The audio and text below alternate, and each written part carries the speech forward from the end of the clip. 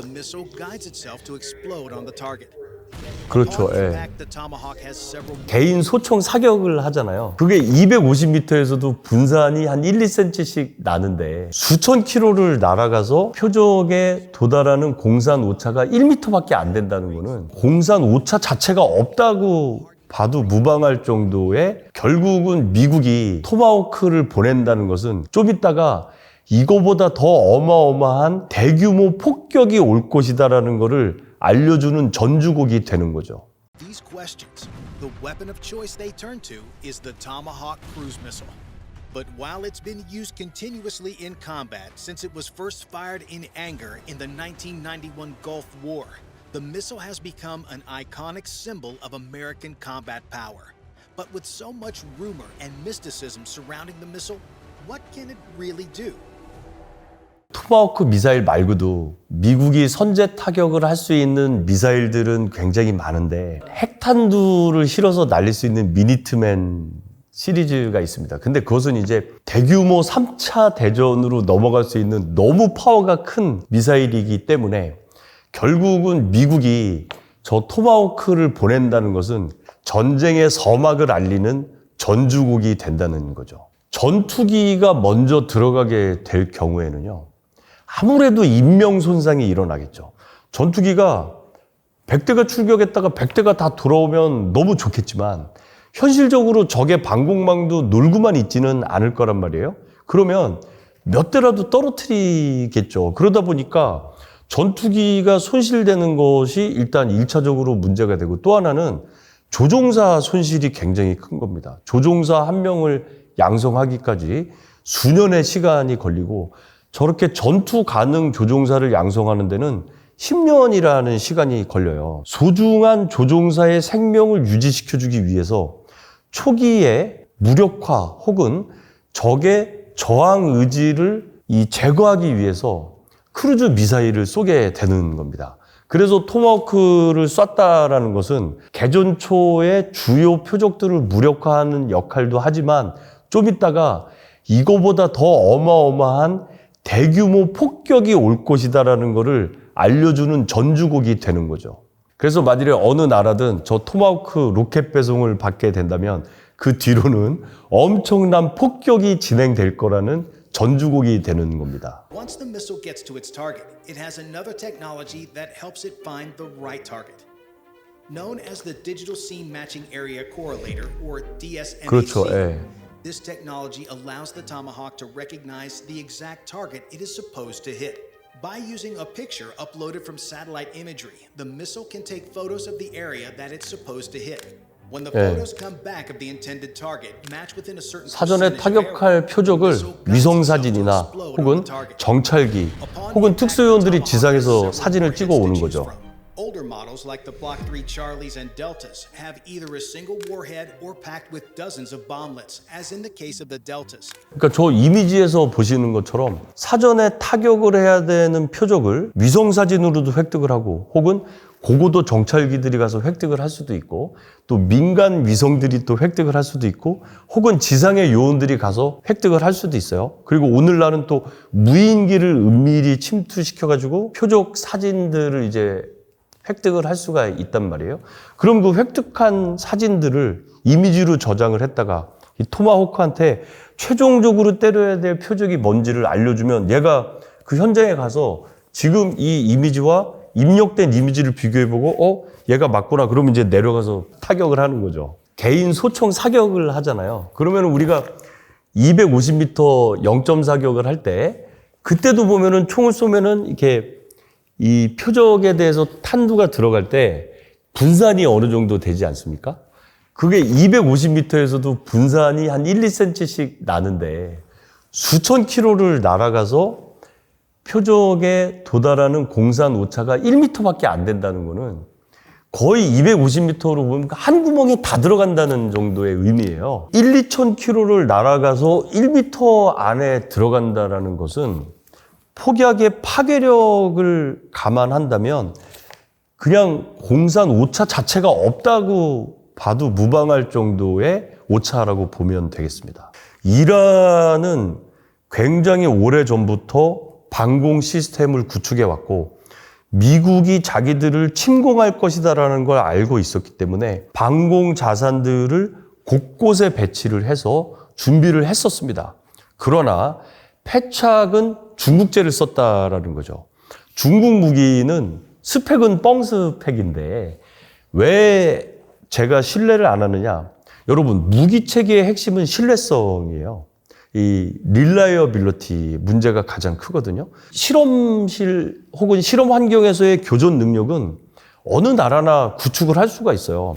전시라는 거는 여러 가지 변수들이 다발적으로 발생을 한단 말이에요. 중국제 장거리 탐지 레이더부터 중국의 홍치 미사일이나 이런 것들은 분명히 실험실에서는 요구 조건을 충족했을 거예요. 그러나 실전에서는 신뢰성을 보이지 못한 거죠. 왜?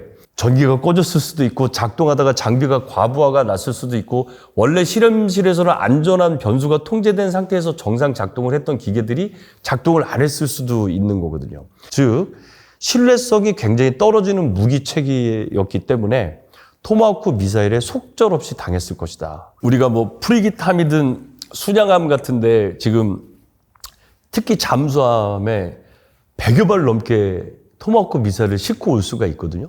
그러니까 만약에 그런 잠수함 같은 게 근처에 와 있다는 걸 알게 되면 상대국은 엄청난 공포를 느끼겠죠. 내가 자고 있는데 언제든지 쏠 수 있고 내 숙소나 이런 것들은 사전에 정찰 위성이나 정찰기나 드론 그리고 특수 요원들, 잠입된 요원들에 의한 정보가 다 들어갔을 거 아니에요.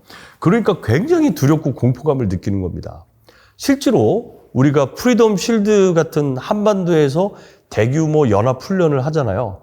그럼 김정은이 맨날 반박 성명을 내고 뭐 침략 전쟁이니 뭐 한반도에 뭐 긴장을 조성하니 이런 논평들을 계속 내잖아요. 그 이유는 김정은이 실제로 두려워서 그런 거예요. 아니 그러다 갑자기 어느 날 미사일 한 발 날라오면 어떡해요. 그러니까 한반도에서 대규모 연합훈련을 하면 김정은은 잠적해버립니다. 지하 벙커에 숨어버려요. 이 우크라이나 러시아 전쟁에서도 우크라이나 변방으로 러시아의 병력들을 집결시키면서 러시아가 했던 말이 뭡니까? 대규모 동계 훈련이다. 우린 훈련하려고 하는 거다. 그러면서 계속적으로 러시아의 전차, 군사 자산들을 서진을 시키는 거예요.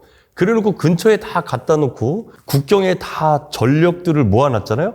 그런 상태에서 빵 전쟁을 일으켜 버리는 것처럼 순양함이 근처에 와 있다. 적국 입장에서는 엄청난 공포와 두려움을 느끼게 되겠죠.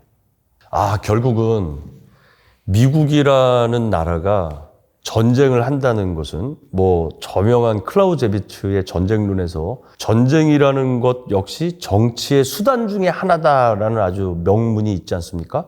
미국은 전쟁을 하는 데 있어서 중요한 고려 요소 중에 하나가 인명 중심입니다. 사람이 최소한 다치지 않게 전쟁을 하려는 의지가 있어요. 특히 미국처럼 본토에서 전쟁을 하는 게 아니라 원정 전쟁을 해야 되는 입장에서는 초기에 상륙전을 한다든지 지상군을 침투시키기에는 너무 많은 피해가 발생이 돼요. 노르만디 상륙작전 잘 보셔서 알겠지만 상륙작전이라는 거는요. 미국이 이제 더 이상 상륙작전을 하지 않습니다. 우리나라 인천 상륙작전 이후에 더 이상 지구상에서 대규모 상륙작전은 현재 사라진 상태인데요. 너무 많은 인명피해가 나서 그런 거예요. 상륙작전이 효과는 좋습니다. 허를 찔러서 들어가기 때문에 효과는 좋은데 이건 다 알아요. 전 세계에 다 알아. 근데 왜 못하느냐? 일단 상륙작전을 실행할 병력과 군사 자산이 모자라기도 하지만 있다고 하더라도 대규모 상륙작전을 실행할 경우에는 대량 인명 피해가 발생이 돼요. 그런데 바로 이 토마호크 미사일은요. 20억이 넘는 비싼 가격에도 불구하고 대량 인명 피해를 줄이면서 초기에 적에게 가장 정밀한 타격을 줄 수 있는 무기 체계이기 때문에 미국이 주요 타격 수단으로 운영을 하고 있는 거죠. 저는 이제 미사일 분야를 계속해서 연구하고 또 꾸준히 이제 상상을 하는 입장에서 토마호크는 향후에도 전쟁의 개시를 알리는 로켓 배송 수단으로 활용이 될 것이고 앞으로 어떻게 발전을 할 것이냐. 결국은 이미지 센서가 더 발달을 하게 되고 통신 기술, 지금 현재도 토마호크 개량형은 이제 UHF 안테나가 달려 있고 그 다음에 이게 이제 크루즈 미사일이기 때문에 초기에 딱 발사가 되면은 이제 고압 압력에 의해서 튕겨나가고 난다면은 엔진이 점화가 돼서 터보팬 엔진이 작동을 해서 쉽게 말하면은 항공기처럼 날아가게 되는 무인 항공기라고 볼 수가 있겠습니다. 근데 이 항공기에 엔진 덕트가 있어요. 이제 에어 브리딩, 공기를 넣어줘야 되니까 얘를 스텔스성으로 지금 이제 모양을 바꿨거든요. 근데 앞으로 발전하는 형태는 어쨌든 시커가 더 개량이 될 것이고 이미지 센서의 화소가 더 높아져서 이제는 정말 내가 때리려는 표적인지 또 이제 맞는 입장에서는 유사한 표적들을 또 주변에 만들어 놓을 수도 있잖아요. 디코이처럼. 그러면 이미지 센서가 더 발달해서 표적을 더 디스크리미네이션 할 수 있는, 더 분별을 할 수 있는 이런 걸로 이제 발전을 할 것이고 공력 특성상으로 보면은 스텔스화, 저 미사일이 보다 더 레이더에 탐지가 되지 않도록 형상도 그렇게 발전을 할 것이고 도료도 전파를 흡수하는 도료로 더 발전이 될 것이다. 그 다음에 이제 마지막으로는 우리가 원거리에서 이제 타격을 하잖아요. 이게 미사일이 날아가는 시간 동안 얘가 좀 느립니다. 아음속으로 날아가기 때문에 시속 한 8,900 정도로 보면 돼요. 그러니까 여객기가 한 3, 4만 피트에서 날아가는 속도보다 조금 빠르다고만 보시면 되거든요. 그러다 보니까 전쟁 개시 시점에서 쐈어. 그랬는데 얘가 날아가는 동안에 표적의 성격이 바뀌어버려.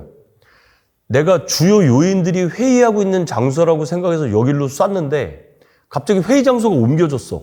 그럴 때 이제 지상에서 표적 정보 변경 명령을 하면 얘가 날아가다가 다시 바뀐 표적을 때리는 굉장히 인터랙티브한 그런 체제로 바뀌지 않겠느냐. 지금도 일부 표적 전환 능력도 있고 표적을 분별하는 능력도 있고 스텔스를 하는 능력이 있습니다. 근데 앞으로의 발전은 이것이 고도화될 것이다. 저는 그렇게 봅니다.